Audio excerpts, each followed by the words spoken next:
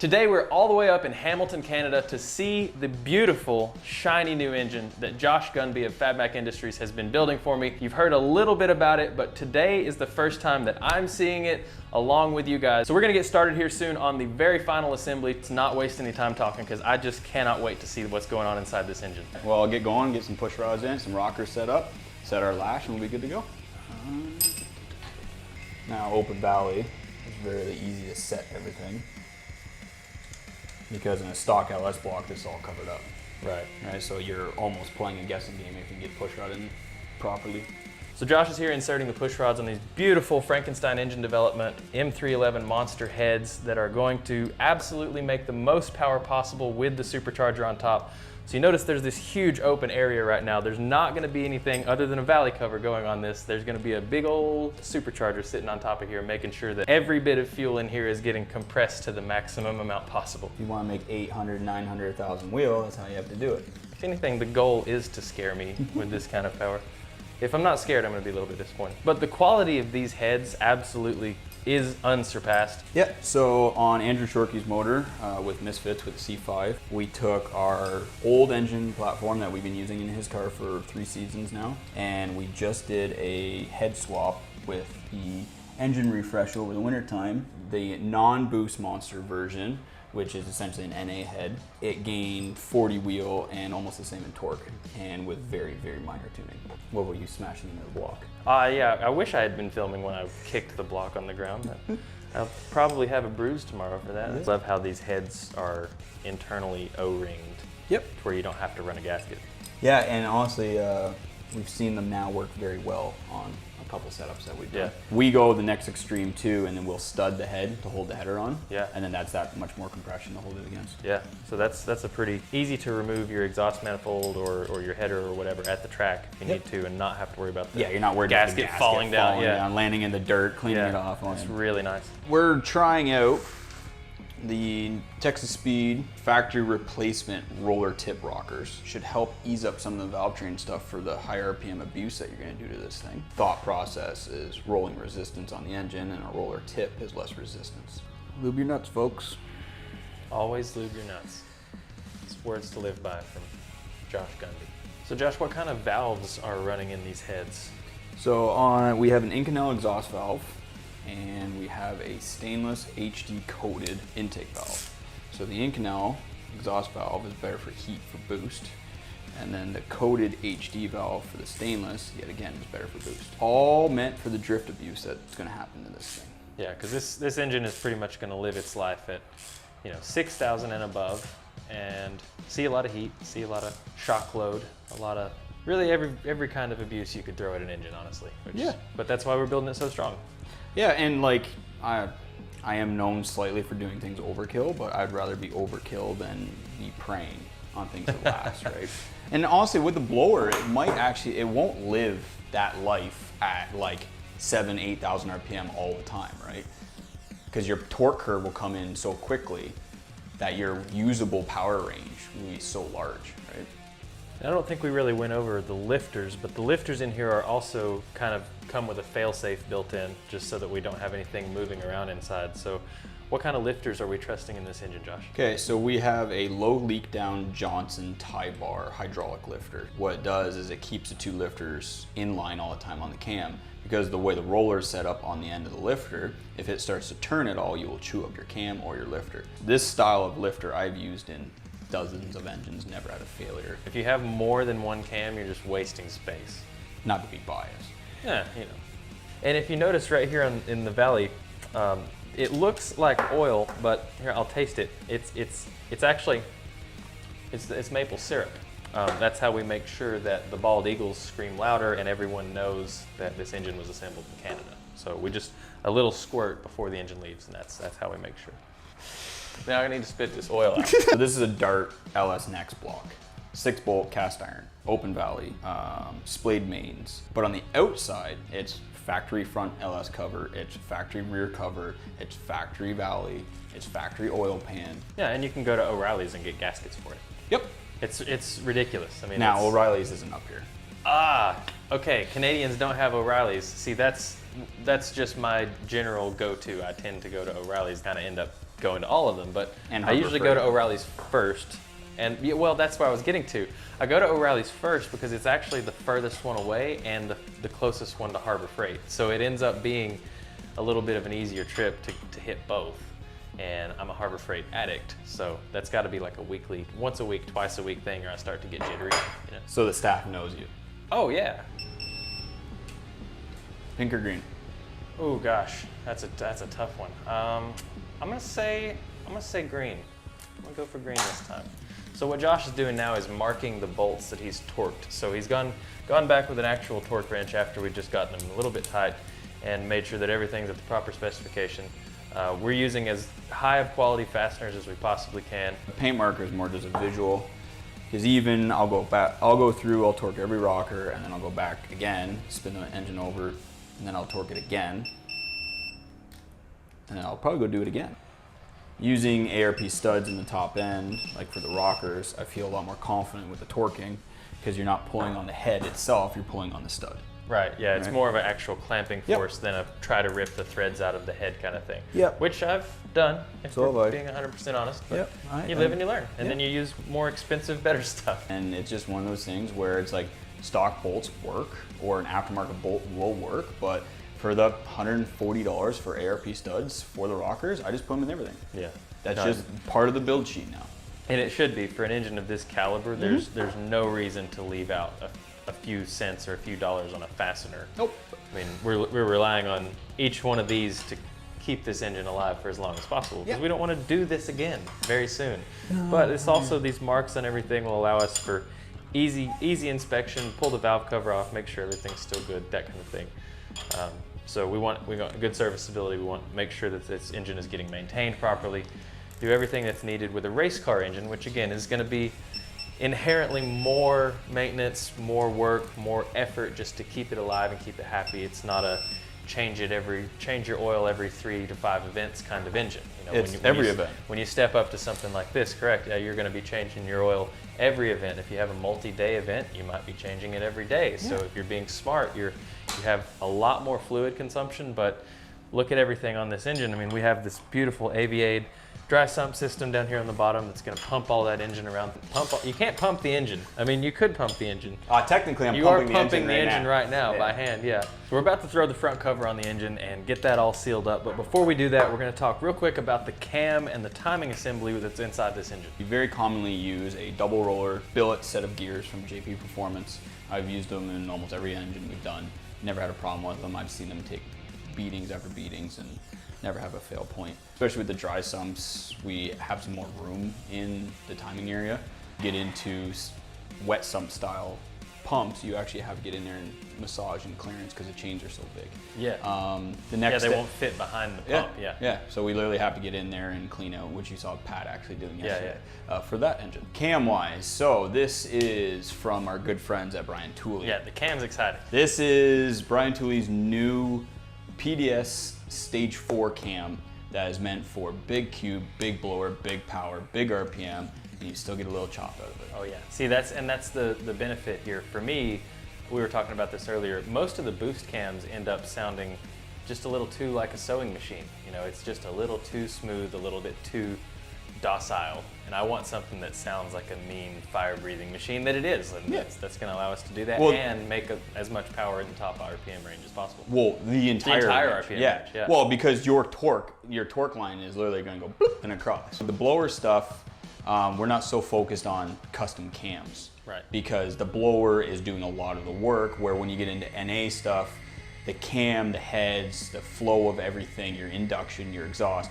everything has to be perfect. Yeah. Where a blower doesn't make my life easier, but it does, right? The cam can be more aggressive in some ways and softer in others, where it actually helps the valve train stay together because you're not trying to thrash the RPMs in it to make the engine do all the work when the blower's doing all the work. Right? Yeah. And also that's why, if people watching this video are seeing, we're using a hydraulic roller setup on this. It's hydraulic lifters.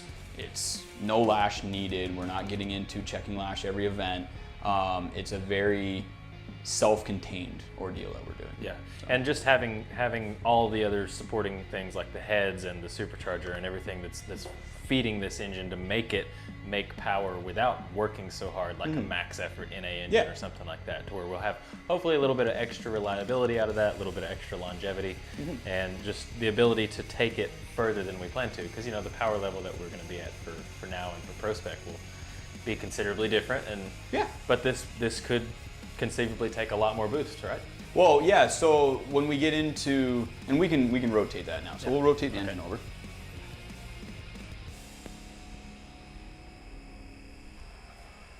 So as we get into the bottom end here, because the video didn't start with that assembly and all this setup, but we have a Molnar billet, center counterweight crank, 4-inch stroke, with a set of Molnar power adder rods as well. Diamond 2K pistons. Essentially this bottom end block crank rods and pistons are set up for 2,000 horsepower. Yeah, and this is kind of the expensive section of the engine. Yeah. This is the expensive part, right? But it's like there's guys that push stock cranks. We know that, right? I've done it. It works. But when you talk about an engine that you want to try and get multiple seasons out of, you spend the money now, and then we just do maintenance down the road, right? But yeah, this entire bottom end is essentially set up to do 2,000 horsepower. In a drift car, not necessary. No. So we can run this blower setup and this engine setup from 600-700 wheel to 800 to 900 wheel to 1,000 plus. Right.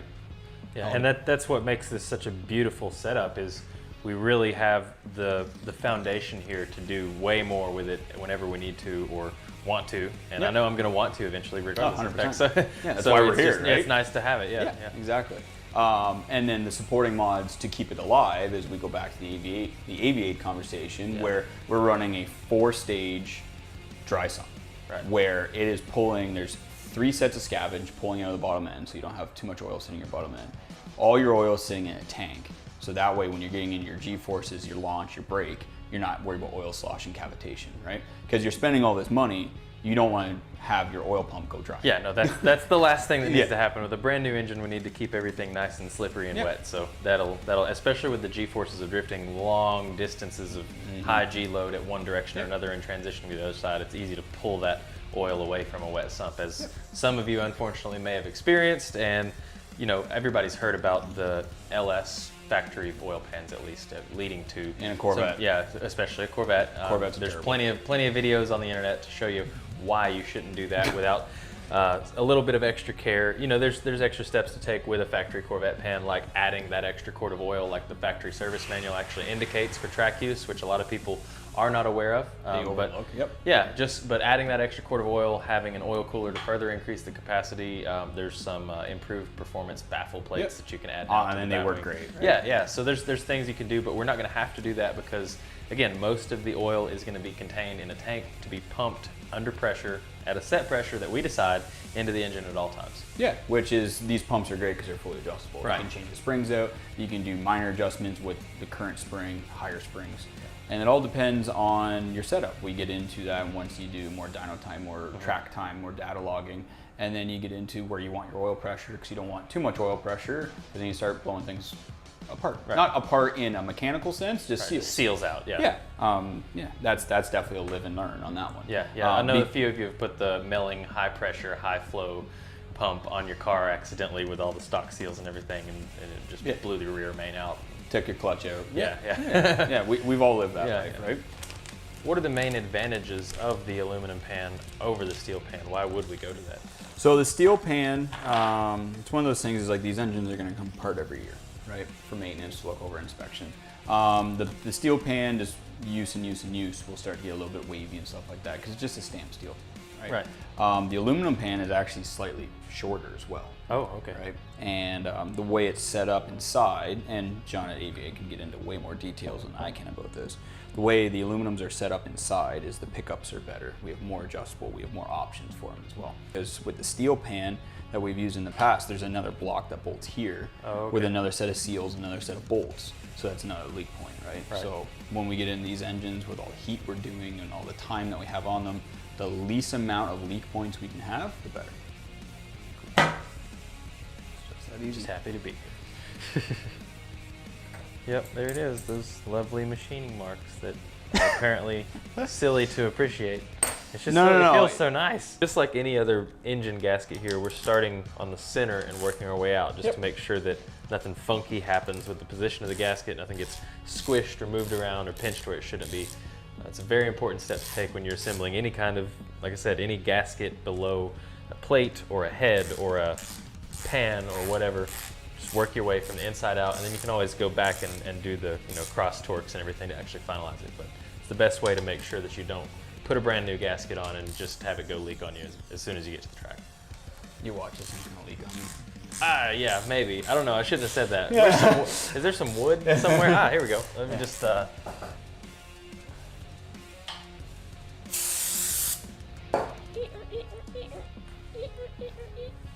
Little spit shine. It's actually hard to come up with something constructive to say that a viewer would be interested in hearing, because I sit here and I notice other things that I want to look at.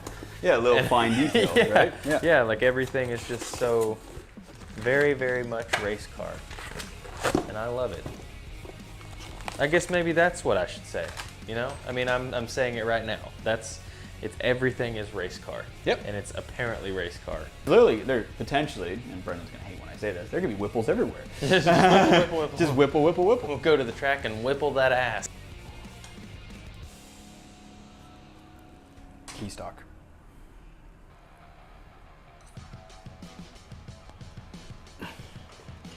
If you're watching this video, you probably already have a pretty good idea of what a dry sump is and how that system works, but just in case you're unaware, it is literally a pump that is driven by a belt on the crank pulley. Instead of a normal oil pump driven by the crank itself with a cog around the crank snout, you have a pump that's driving a belt that's pulling oil from its actual tank that's away from the engine, where you have more oil capacity, the ability to keep it cooler a little bit better, but you're forcing it under pressure, under any G-force situation, into the engine where it's supposed to be.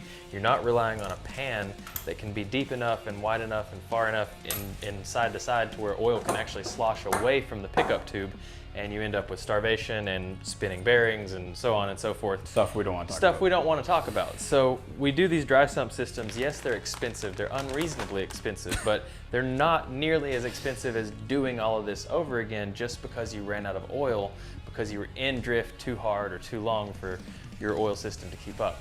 So just as a side note real quick, that's a very, very simplified explanation of how a dry sump system works. That's it.